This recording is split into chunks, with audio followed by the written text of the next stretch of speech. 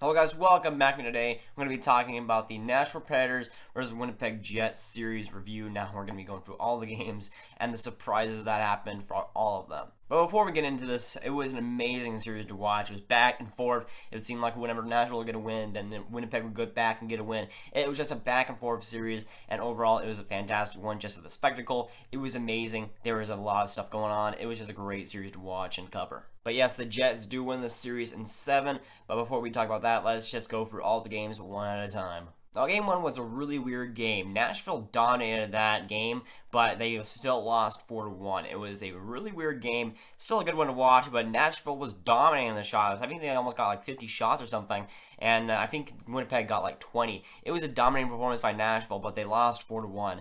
Pekka had to be subbed out. I didn't think it was really his fault. There's a lot of great shots by Winnipeg. The shots that they did take were amazing, Winnipeg, but for Nashville, they looked to be dominating that game. They were amazing in that game, but they just couldn't get the win somehow, and sometimes that's how it goes. But when you get 50 shots, you usually should win, but they only got 1 goal, which is pretty surprising for how much pressure they got, and Winnipeg getting able to win that game was really key for them winning the first game on the road. Now heading on to game 2, probably one of my best games of the series. Again, kind of like game 1 where it was back and forth. Winnipeg got the 2-1 lead, and then the Nashville scores, then Winnipeg scores, the Nashville scores. It was just a crazy back and forth game. It went into overtime. Both goals had to be great. It was 4-4 going in overtime. It was a crazy game. And we go into second overtime, and Smith passes. He's on a 2-on-1 with Fiala, and Fiala scores for the overtime winner, second overtime winner, and the Predators win 5-4, a game that they really did need, and they were able to get it done. There was quite a lot of good opportunities for the Winnipeg Jets,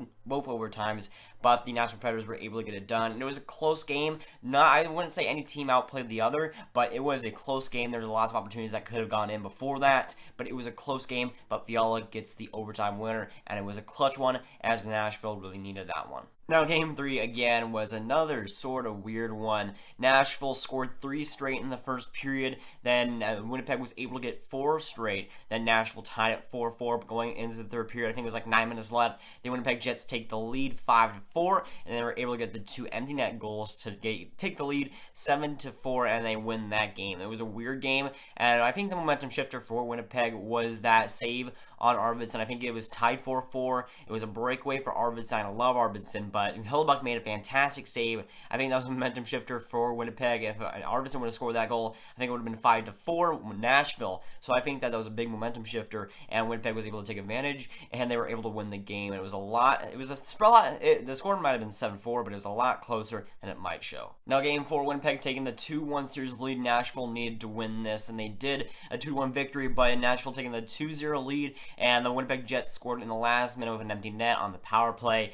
They got one last minute, but were not able to get anything else, as Winnipeg, or on the Nashville players, were able to win that game 2-1. That's a game that they really needed. Winnipeg, and coming back to Nashville with 3-1 lead would have been terrible for Nashville. They really didn't need this 2-2 series marker, and they did get it to tie the series 2-2. Then in game 5, back in Nashville, the first period, no goals, but in the second period, it was still a pretty even game. Both teams were playing well, but Winnipeg was able to get the high danger opportunities. They were scoring first, and fast and furious, they took the 4-2 lead going into the third period, and they were looking fantastic.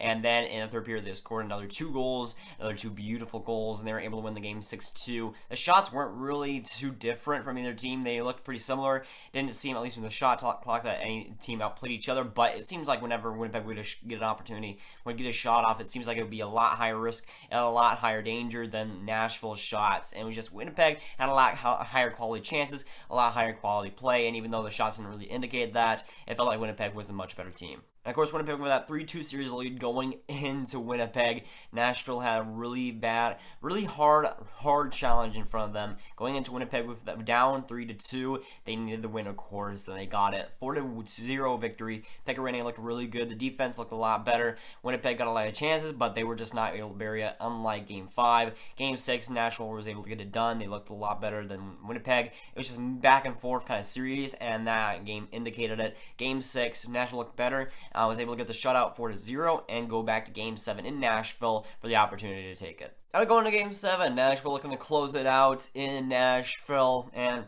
Pekka Rinne has different ideas. He allows 2 goals in 10 minutes, the fastest, and he was able to get pulled in that amount of time, which is the fastest amount of time that any goaltender has been pulled in any Game 7 ever. That's pretty ridiculous.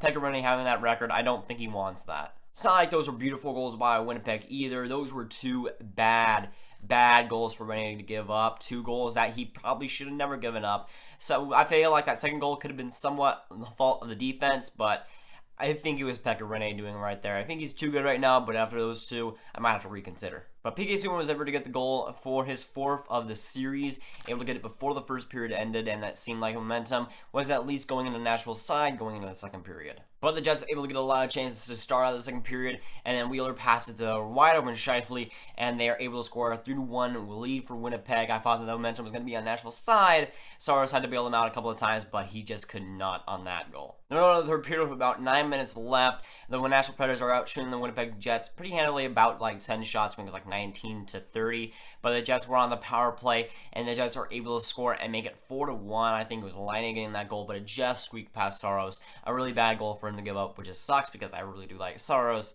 but he was able to give that up, which was not good for Nashville, obviously. And then Mark Scheifele, with the empty net with a few minutes left, was able to get the goal. 5-1 victory for the Winnipeg Jets, and they were able to win Game 7 in Nashville. A great feat for them to accomplish, and they advanced to the Western Conference Final. Now in that Game 7, I'm going to give a lot of credit to Connor Hellebuyck. He was fantastic. It felt like Nashville Predators were playing pretty decent throughout the whole game, but Hellebuyck was able to make quite a few great saves, and he really kept the Winnipeg Jets in it for the longest time. In that game, the Winnipeg Jets, again, didn't get too many shots on net compared to Nashville, but Connor Hellebuyck was able to save a lot of what happened. But Winnipeg, again, having the more high-danger stuff, doesn't help that Pekka Rinne allowed 2 pretty weak goals to start out. And I felt like those 2 goals was, starting out with Winnipeg, I thought those 2 goals were very influential to Jets' success, obviously. But I felt like throughout then, I mean, the Nashville's crowd just was never into it in this game. It felt like even to start out, they weren't really loud. When those 2 goals happened, they certainly weren't loud. It just felt like when the goals happened, there wasn't like too much excitement going on. And for Game 7, that's pretty weird, and I just don't feel like the Nashville crowd ever really got into it. I felt like the Winnipeg Jets did a fantastic job of just shutting up that crowd, which I think is a big part of why they were able to get it out. But I feel like Nashville's crowd was just never into it, which they usually are, just seemed like they weren't loud enough this time. But the Winnipeg Jets facing the Vegas Golden Knights in the Western Conference Final, that one's going to be a crazy one, eh? And I had Nashville win the cup. That's just great, right? Of course, once they're the underdog, they're going to go to the final, and once they're not, once they win the President's Trophy, of course, they're going to be the Washington Capitals of the West. They weren't out shooting the Nashville Predators, but Pekka Rinne pulled 3 times in the series, has a 1-5 record after getting a win, I think, in these playoffs so far, and that's not good at all. Obviously, he's had a win, and then he'd be going out crap the next time around, and that sucks. He's just been so inconsistent, and so inconsistent for so long, it seems like he's one of the more inconsistent guys in the NHL, and of course, in these playoffs, it was just blown out the water, man. 1-5, I think he had something like a 5 goals against, someone crazy after a win. It was just dumb numbers, and it's like whenever he had a win, he'd just go straight back and have a terrible one. Again, the inconsistencies are really scary for Pekka Rinne. Now, throughout this series, I just was not impressed by guys like Josi on the defense. PK Subban didn't play all that great defensively, although he did get 4 goals. So he held up his own offensively, but defensively, I did not see great things from him. Josi, I thought, had a bad series.